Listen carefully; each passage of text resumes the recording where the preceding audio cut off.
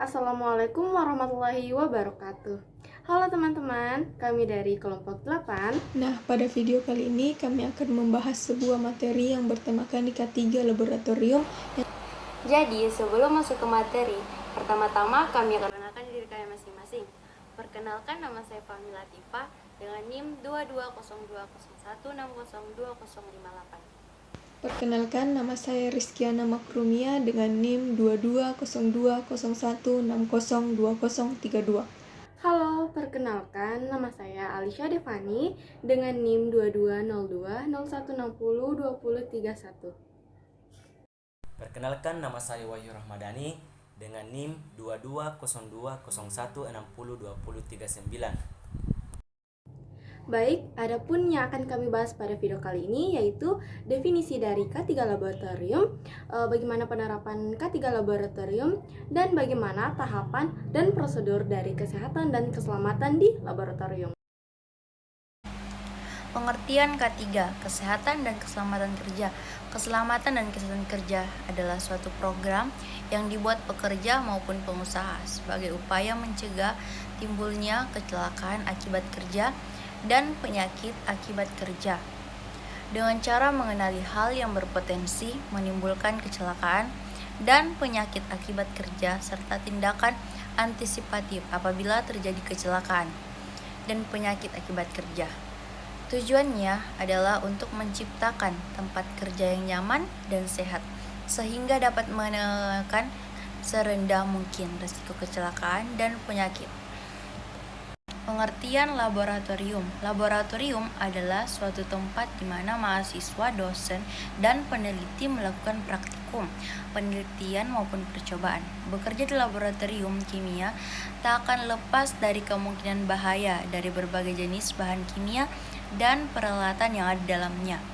Karena itu diperlukan pemahaman dan kesadaran terhadap bahaya di laboratorium. Telah banyak terjadi kecelakaan ataupun menderita luka serta kerusakan fasilitas kerja yang sangat mahal. Semua kejadian ataupun kecelakaan di laboratorium sebenarnya dapat dihindari jika mereka selalu mengikuti prosedur kerja yang aman di laboratorium. Penerapan K3 di laboratorium adalah salah satu bentuk upaya untuk menciptakan tempat kerja yang aman, sehat, bebas dari pencemaran lingkungan, sehingga dapat mengurangi dan atau bebas dari kecelakaan kerja dan penyakit akibat kerja pada akhirnya dapat memengaruhi efisiensi dan produktivitas kerja.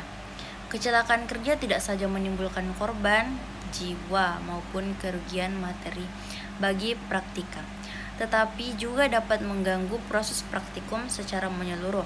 Keselamatan kerja di laboratorium perlu diinformasikan secara cukup atau tidak berlebihan dan relevan untuk mengetahui sumber bahaya dari laboratorium dan akibat yang ditimbulkan serta cara penanggulangannya. Hal tersebut perlu dijelaskan berulang-ulang agar lebih meningkatkan kewaspadaan. Keselamatannya dimaksud termasuk orang yang ada di sekitarnya. Yang kedua, ada penerapan K3 Laboratorium sesuai dengan Undang-Undang Nomor 1 Tahun 1970 mengenai kesehatan dan keselamatan kerja dan mengingat bahwa di laboratorium beresiko untuk terjadinya gangguan kesehatan lingkungan dan keselamatan kerja serta dalam upaya meningkatkan perlindungan maupun pelestarian lingkungan dalam segala aktivitas, maka dibutuhkan tindakan pencegahan. Tindakan pencegahan yang telah dilakukan diantaranya yaitu adanya tata tertib laboratorium. Tata tertib laboratorium menjadi suatu keharusan adanya karena laboratorium merupakan tempat yang berisi alat dan bahan yang mungkin bisa berbahaya jika digunakan. Selanjutnya, tata tertib harus ditaati dan dipatuhi oleh semua orang yang memasuki laboratorium. Penerapan K3 di laboratorium berkaitan erat dengan kegiatan menangani bahan-bahan kimia berbahaya dan kondisi lingkungan kerja yang memiliki resiko terhadap kesehatan pekerja, reaktivitas bahan, dan kemudahannya untuk terbakar. Dalam pedoman Komite Akreditasi Nasional untuk Akreditasi Laboratorium, K3 Laboratorium menjadi salah satu kriteria atau persyaratan yang harus dipenuhi. Penanganan K3 di kegiatan laboratorium memang spesifik terkait beberapa persyaratan yang harus dipenuhi, yaitu pengelolaan bahan-bahan kimia berbahaya, material handling khususnya peralatan dan fasilitas laboratorium uji, perilaku kerja aman atau safe working practice, proteksi kebakaran, dan sistem manajemen K3. Oleh sebab itu, upaya entitas bisnis yang memiliki kegiatan laboratorium harus memiliki staf yang ditunjuk untuk menangani aspek K3 agar penerapan K3 di laboratorium lebih proaktif melakukan pengendalian dan mitigasi resiko K3 sebagai upaya pencegahan kerugian dari potensi terjadinya insiden. Tahapan dan prosedur dari kesehatan dan keselamatan kerja di laboratorium. A. Tahapan. Untuk menghindari kecelakaan selama bekerja di laboratorium, maka perlu diperhatikan setiap tahapan dalam bekerja berikut ini. Yang pertama, yaitu tahapan persiapan.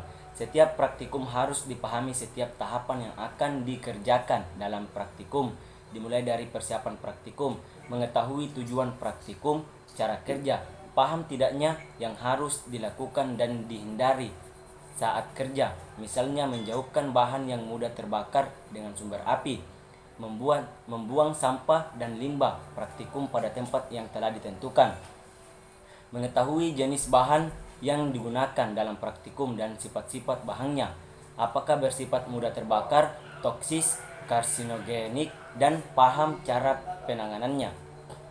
2. Tahapan pelaksanaan. Praktikum menggunakan pelindung seperti kacamata, baju jas laboratorium, sepatu, dan tidak memakai perhiasan yang berlebihan. Ketahui letak alat pengaman laboratorium. Sebelum mengambil prereaksi, baca etika setiap botol prereaksi dengan cermat. Mengambil dan menggunakan bahan kimia secukupnya, karena dapat mencemari lingkungan. Jangan mencium bahan kimia secara langsung, tetapi cium bau zat kimia dengan cara mengibaskan dengan tangan terlebih dahulu. Bila tidak ada perintah untuk mencicipi rasa bahan kimia, jangan melakukannya. Tetap berprinsip bahwa semua bahan kimia di laboratorium itu bahaya. Tidak diperkenankan makan dan minum selama di laboratorium karena beresiko untuk tercemar zat kimia. Membuang sisa percobaan pada tempat sesuai dengan sifat sisa bahan yang digunakan. Pilihlah alat gelas yang tidak retak atau pecah supaya terhindar dari bahaya luka goresan. Gunakan lemari asam jika bekerja dengan zat kimia yang menghasilkan uap beracun. Jika Anda mengerjakan asam kuat, maka harus menuangkan asam ke dalam air secara perlahan. Jangan sebaliknya karena akan menimbulkan percikan berbahaya bagi kita. Bekerja dengan tertib dan tak tekun, catat data-data yang diperlukan. Dan yang terakhir yaitu tahapan penutup. Cuci dan keringkan setiap alat yang telah digunakan sebelum disimpan. Kembalikan peralatan dan bahan yang digunakan ke tempat semula. Mematikan peralatan listrik karena air menutup tempat keran air, menutup tempat bahan kimia dengan rapat. Bersihkan meja dan area tempat kerja. Keluarlah dari laboratorium dengan tertib. Selain tahapan, ada juga prosedur, di mana laboratorium merupakan suatu tempat untuk melakukan percobaan dan penelitian yang dilakukan oleh mahasiswa, pelajar, dosen, peneliti, dan lainnya. Nah, percobaan ini dilakukan menggunakan berbagai alat dan bahan khusus yang bisa saja menyebabkan terjadinya kecelakaan jika dilakukan dengan cara yang salah atau tidak tepat. Oleh sebab itu, penting bagi seluruh personel di laboratorium untuk menerapkan prosedur K3 yang tepat agar risiko-risiko dapat dihindari. Nah, berikut ini ada beberapa prosedur dari K3 di laboratorium yang perlu kita ketahui. Yang pertama ada pakaian laboratorium. Nah, setiap orang yang bekerja di laboratorium tentunya tidak dapat menggunakan pakaian sembarangan. Mereka harus menggunakan jas yang sudah sesuai dengan peraturan keselamatan kerja di laboratorium dan disertai dengan sarung tangan dan pelindung lainnya yang bersifat nyaman. Nah, selain itu, bagi pria maupun wanita, rambut wajib diikat agar terhindar dari hal-hal tidak diinginkan dan kontaminasi terhadap bahan-bahan yang ada di laboratorium. Yang kedua, ada pemanasan larutan dalam tabung reaksi. Saat melakukan pemanasan menggunakan tabung reaksi, istilah tabung reaksi sebagian saja. Pastikan api pemanas berada di bagian bawah larutan. Kemudian, goyangkan tabung reaksi agar pemanasan merata. Arahkan mulut tabung pada tempat yang aman agar percikannya tidak mengenai orang lain. Yang ketiga, ada pemindahan bahan kimia padat. Nah, apabila hendak memindahkan zat kimia yang bersifat padat, sebaiknya gunakan sendok atau alat lainnya yang bukan berasal dari bahan logam. Kemudian, keluarkanlah secara perlahan dan jangan keluarkan bahan secara berlebihan. Agar lebih optimal, kita perlu memindahkan peralatan terbebas dari kontaminasi. Lalu, jangan gunakan sendok yang sama untuk berbagai macam zat kimia lainnya. Yang keempat, ada pemanasan dalam gelas kimia. Pastikan untuk menggunakan alat berbentuk kaki 3 sebagian penopang gelas kimia memanaskan larutan. Nah, batang gelas harus diletakkan pada gelas kimia guna menghindari pemanasan yang bersifat mendadak. Yang kelima, ada peralatan dan cara kerja. Nah, pegang bagian label pada telapak tangan saat kita memegang botol reagen. Dan hindarilah pecahan kaca dari alat bahan yang terbuat dari kaca, dan untuk mengamankan diri kita sendiri dari risiko terluka akibat pecahan kaca, pastikanlah untuk selalu menggunakan sarung tangan saat menggunakan peralatan di laboratorium. Hindarilah cairan yang dapat menyebabkan kecelakaan ketika sedang melakukan praktikum. Yang keenam, ada pembuangan limbah. Nah, pembuangan bahan-bahan berbahaya juga tentunya menghasilkan limbah yang dapat mencemari lingkungan. Maka dari itu, diperlukan beberapa prosedur pembuangan limbah dari laboratorium. Beberapa diantaranya adalah jangan buang langsung ke lingkungan dan buanglah pada tempat khusus berdasarkan kriteria limbah. Nah, yang ketujuh ada terkena bahan kimia. Nah, ketika Anda terkena bahan kimia setelah terjadi kecelakaan di laboratorium, hal yang harus dilakukan adalah pertama, janganlah panik. Mintalah bantuan orang-orang terdekat dan bersihkan bagian tersebut dengan air hingga bersih. Jika mengenai kulit, sebaiknya jangan digaruk lalu bawah keluar dari laboratorium agar dapat menghirup banyak oksigen. Dan yang kedelapan, ada bahan kombinasi yang perlu dihindari. Nah, bahan-bahan di laboratorium memiliki sifat yang berbeda-beda dan memiliki potensi kecelakaan kerja.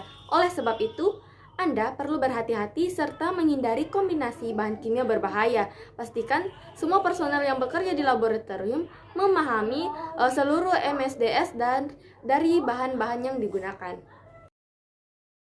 Adapun simbol-simbol B3 dan European Union.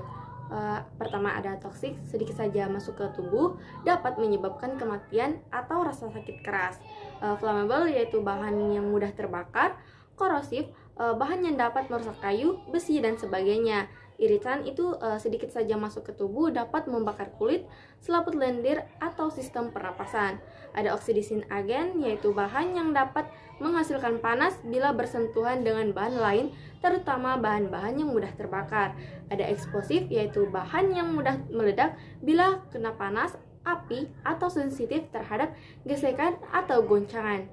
Ada radioaktif, yaitu bahan-bahan yang bersifat radioaktif. Dan yang terakhir ada poison, yaitu bahan-bahan yang bersifat racun. Adapun kesimpulan dari materi ini yaitu keselamatan dan kesehatan kerja atau biasa disebut dengan nama K3 merupakan perlindungan tenaga kerja dari segala aspek yang berpotensi membahayakan dan sumber yang berpotensi menimbulkan penyakit akibat dari jenis pekerjaan tersebut, pencegahan kecelakaan dan penserasian peralatan kerja, dan karakteristik pekerja serta orang yang berada di sekelilingnya. Baik, itu tadi penjelasan dari kelompok kami. Mohon maaf apabila ada salah-salah kata. Kurang lebihnya mohon dimaafkan. Wassalamualaikum warahmatullahi wabarakatuh.